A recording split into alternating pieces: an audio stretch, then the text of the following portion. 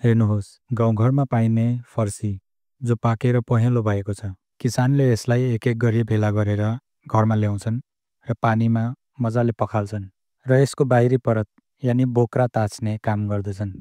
छुरीको सहायताले यसलाई फुटाएर यसभित्र रहेको अतिरिक्त दानाहरूलाई निकालिन्छ र यसलाई ससाना चिरा पारी हरेक चिरालाई एउटा क्युबको आकारमा काटेर तयार पारिन्छ।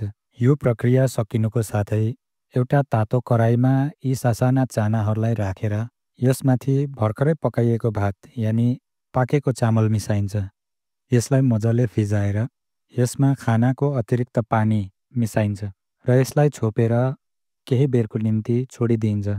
बिस्तारै आगोको रापसँगै यो स्वादिष्ट खानामा परिणत हुन्छ, जो टेस्टमा हल्का गुलियो हुने गर्छ, तर यसमा अतिरिक्त पारम्परिक मसलाहरू मिसाएर यसलाई अझ स्वादिष्ट बनाइन्छ।